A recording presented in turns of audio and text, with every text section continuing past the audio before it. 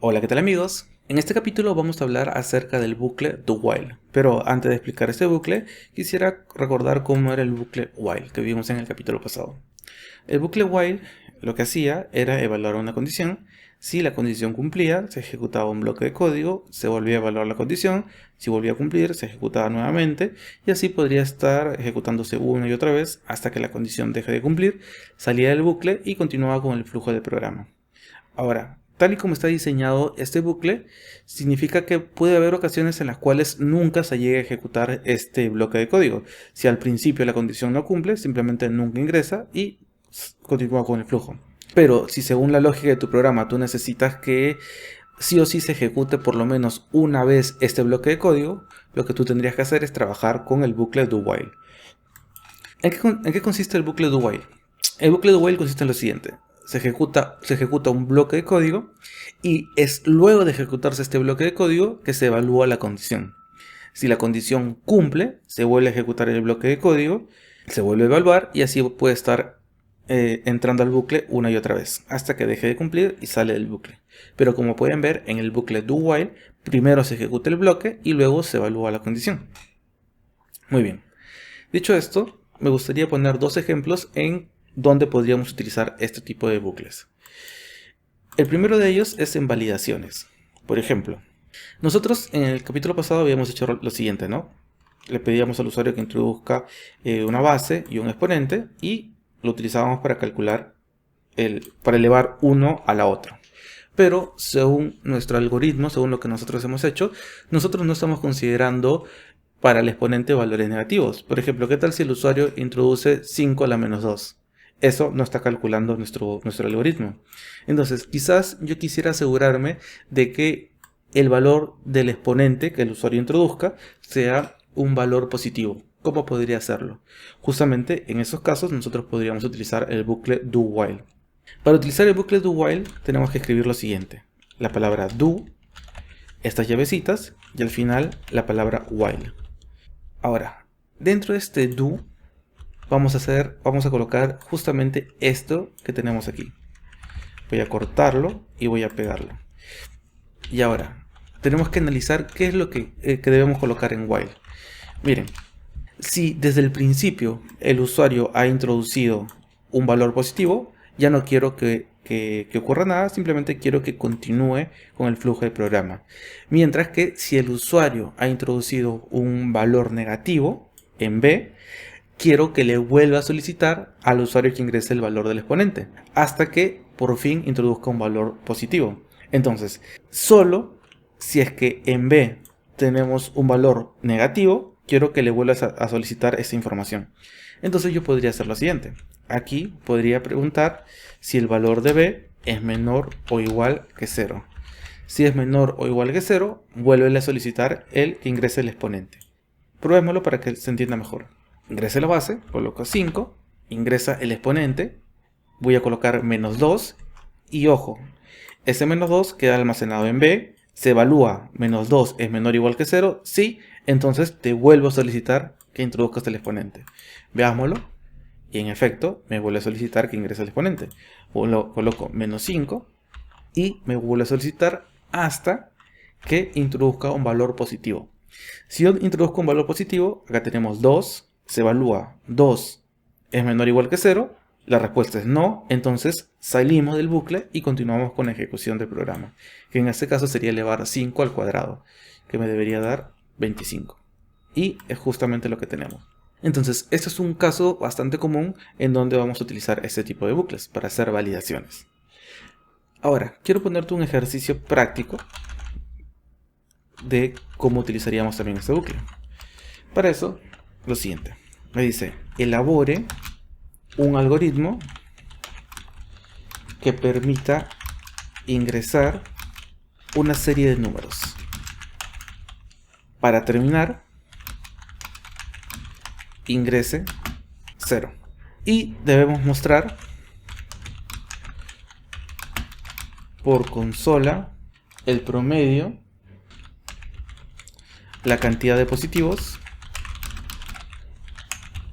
negativos, pares e impares. Vamos a ponerlo mejor esto acá, para que sea mejor.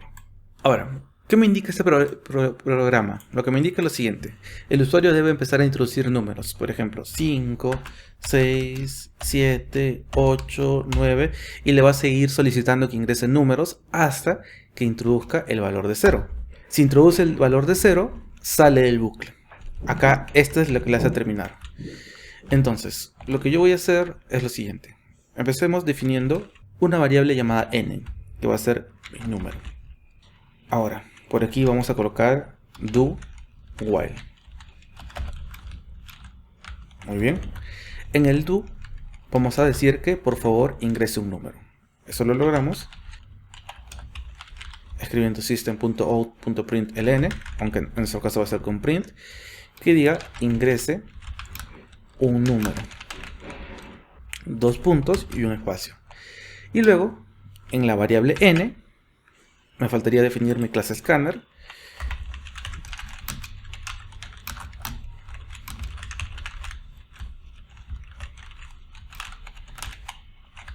Yo ya tengo importado la clase scanner, por acá lo tengo. Así que simplemente digo, en la variable n, quiero que almacenes lo que el usuario escriba por teclado, el cual se trata de un entero. Listo. Ahora, quiero que me siga solicitando números hasta que el valor de n sea 0. Cuando el usuario introduzca 0, quiero que le deje de pedir números. Entonces, voy a decir, mientras el valor de n sea diferente de 0, lo que quiero que ocurra es que me sigas pidiendo datos. Y para ver que ya salió del bucle, al final vamos a poner salió del bucle. Que se ejecute esto. Entonces, ejecutemos para ver qué ocurre. Me dice, ingresa un número, 4, me vuelve a pedir 5, 6, 7, y si introduzco 0, sale del bucle. Perfecto. Muy bien, pero acá me pide que calcule algunas cosas. Me pide que calcule el promedio, la cantidad de positivos, la cantidad de negativos, la cantidad de pares y la cantidad de impares. ¿No es cierto? A ver, para calcular el promedio, ¿qué tengo que hacer? Tengo que hacer la suma de todo, ¿no es cierto? Entonces, hagamos lo siguiente. Por aquí voy a definir otra variable que se llame suma. Esta es para calcular el promedio, ¿ok? Para calcular la cantidad de positivos, vamos a definir también otra variable, que le puedo dar de nombre, por ejemplo, n positivos. La cantidad de negativos, podría colocarle n negativos. La cantidad de pares, n par. Y la cantidad de impar, n impar. Ahora, cada uno de estos me gustaría inicializarlo en 0. Vamos a colocarle 0. Aquí 0. 0. 0. Y 0. Aunque particularmente me gustaría, o lo veo más legible, no sé ustedes, colocarlo así. Es una cuestión de gustos, así que si gustas lo haces igual que yo, si gustas lo dejas en una línea, pero yo lo veo más legible así.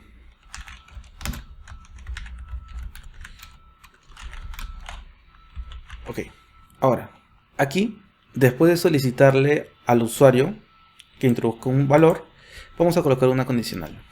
En la condicional vamos a preguntar si el valor ingresado es diferente de 0, es decir, lo mismo que colocamos acá. Ahora, si el valor es diferente de 0, hagamos lo siguiente. Primero, vayamos calculando la suma.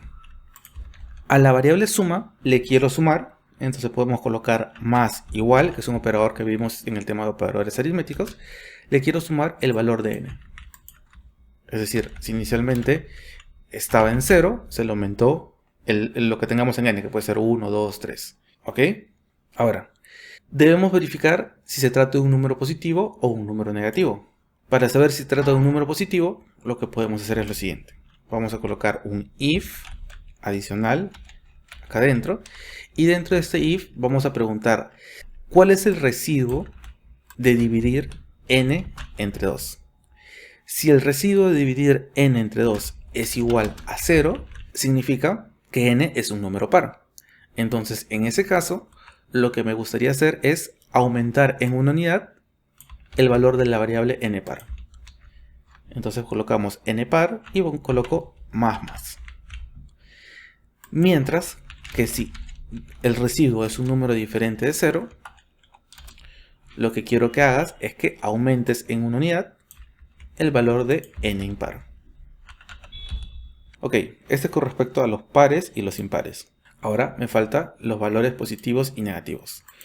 Lo voy a colocar encima. Por aquí vamos a colocar un if y un else. Y vamos a preguntar si el valor de n